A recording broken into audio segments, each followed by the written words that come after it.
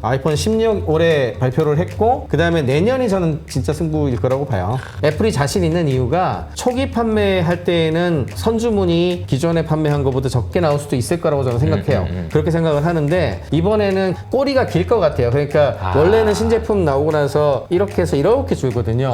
근데 이거는 그렇죠. 넥스트 레벨 서비스가 이제 들어가는 거기 때문에 이렇게 될 가능성이 더 많아 보여서 총합으로 보면 아마 아이폰 16이 더 많이 팔릴 거라고 저는 개인적으로 생각하고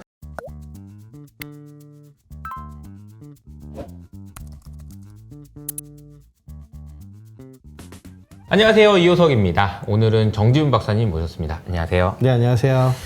이 어려울 때 모셨습니다. 정지훈 박사님을 모신 이유가 뭐 워낙 IT 분야의 전문가이시기도 하지만 최근에 이제 페이스북에서나 아니면 유튜브에서 활동하시는 거 보면 투자도 이게 실력이 너무 좋으셨다고 제가 보기에는 이게 뭔가 이 위기를 막 엄청 잘 극복하셨다고.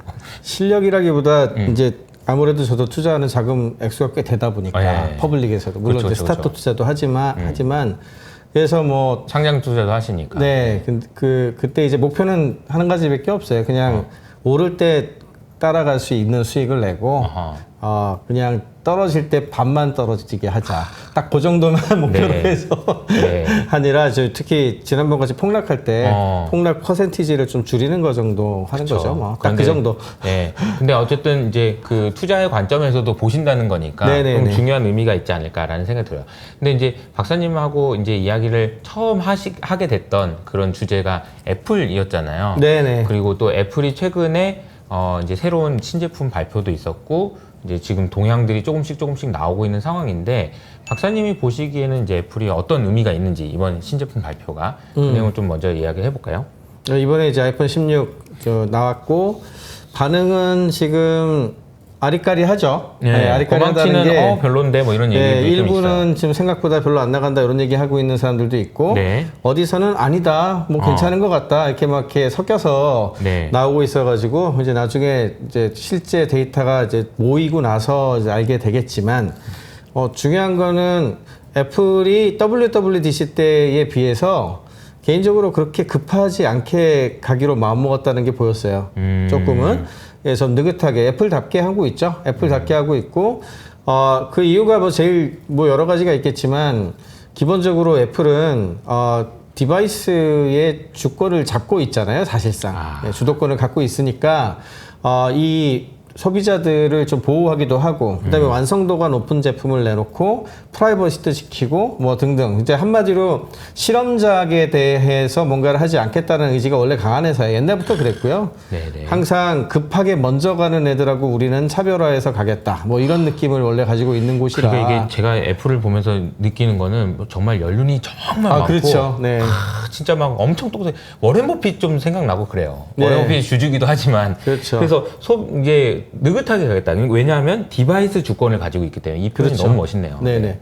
뭐 약간 이제 대비가 많이 되죠. 그런 면에서 대표적으로 구글 같은 경우에는 오픈 AI 처음 치고 나갔을 때 이거 잘못하면 우리 다 뺏기겠네 해가지고 섣불리 대응한 거 공개했다가 한번 박살이 한번 났죠. 그렇죠. 네, 그리고 나서 좀 전열을 정비해서 만들고 뭐 이런 거 했었고 그 다음에 최근에 오픈 AI 같은 경우에도 O1이라고 해서 이제 추론되는 그 AI를 내놨거든요. 근데 이게 제가 느끼기에는 애플이었으면 절대 발표하거나 공개하지 않았을 것 같아요. 왜냐하면 추론 성능 자체는 좋아진 건 맞는데 제가 해보니까 기본적으로 토큰을 우리가 바깥에서 막 집어넣는 거를 양을 엄청 많이 늘린 거를 자동화한 거와 비슷한 부분들이 좀 있거든요.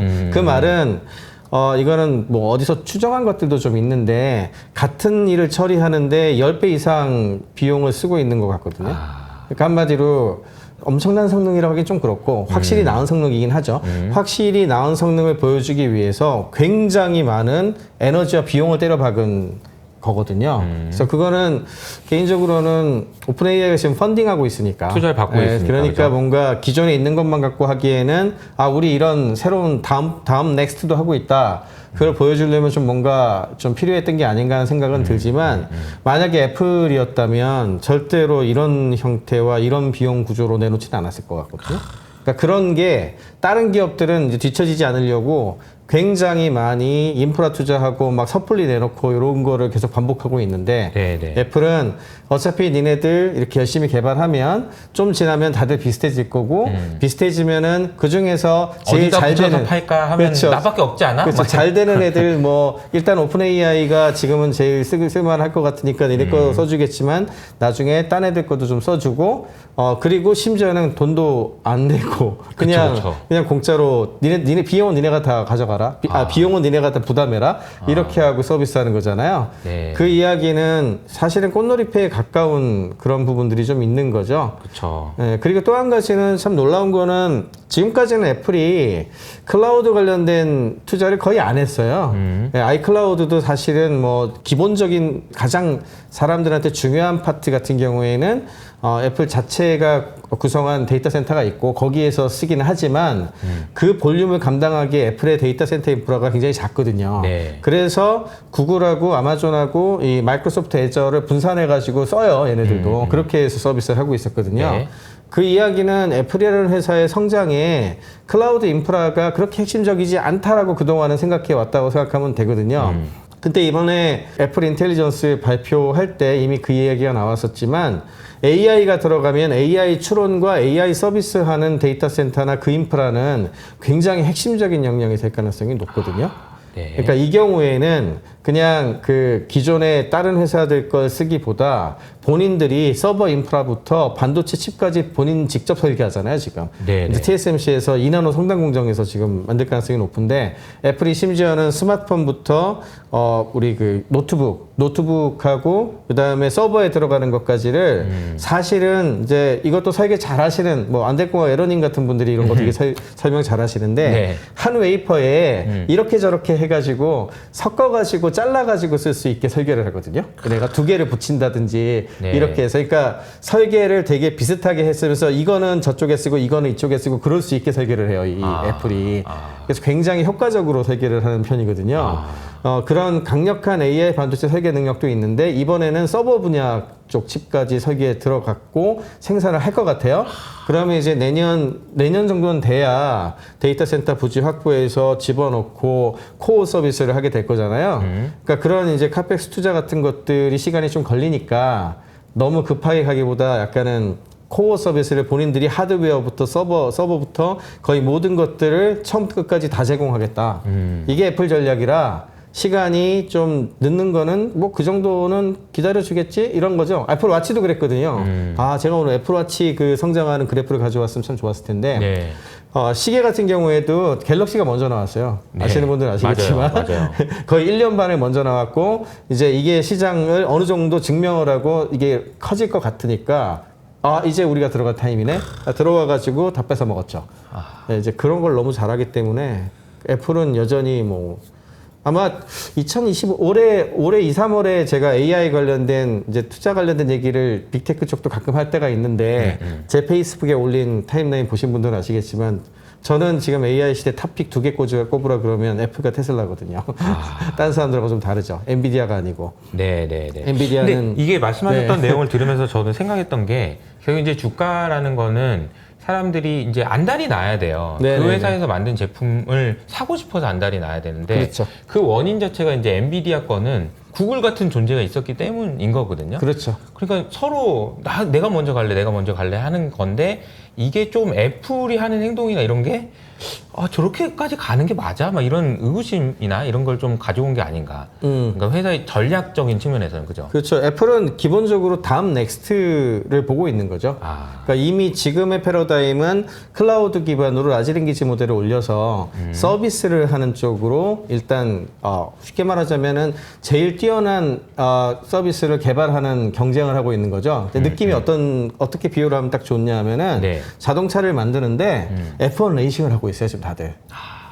굳이 그렇게까지 할 필요는 없는데. 네, 그렇죠. F1 레이싱을 하면서 우리가 제일 낫다 그런 좀 벤치마킹 하면서 열심히 달려가고 네. 그렇게 해서 성능을 최고를 찍는 걸 보여줘야 투자자들도 그렇고 여러 사람들이 만족할 것 같으니까 지금 그 레이싱을 하고 있는 거거든요. 네, 네. 근데 애플은 딱 어떤 느낌이냐 하면 니네는 F1 레이싱 해라. 우리는 벤츠나 뭐 이런 그 상용차 부분에서 사람들이 가장 좋아할 만한 차를 만들겠다 뭐 이런 느낌으로 AI를 접근하고 있죠. 그러니까 약간 이제 느낌이 어떤 거냐 하면은 기존에 지금 AI 서비스를 하는 서비스 제공자들. 네. 그러니까 사실은 엔비디아야 그냥 그 엔진 공급하는 회사 같으니까. 엔진 공급. 뭐 그렇다 네. 치고, 서비스를 제공하는 회사들의 경쟁은 마치 F1 레이싱 같아요.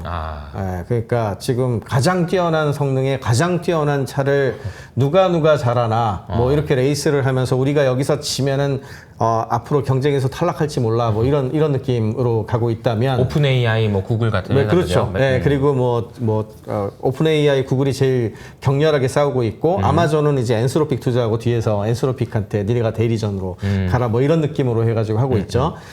그렇다면 애플은 니네들 뭐 F1에서 열심히 싸워라. 우리는 어차피 상용화된 승용차 시장에서 가장 고급스러운 차. 그러면 가장 고급스러운 차 니네가 원하는 건 뭐냐? BMW냐? 벤츠냐? 뭐 이런 거 만들겠다는 거죠. 이런 거 만들어서 제공함으로 인해서 그 시장을 잡는 것이 결국엔 시장의 파이가 제일 크다. 뭐 이런 느낌으로 애플은 하고 있죠.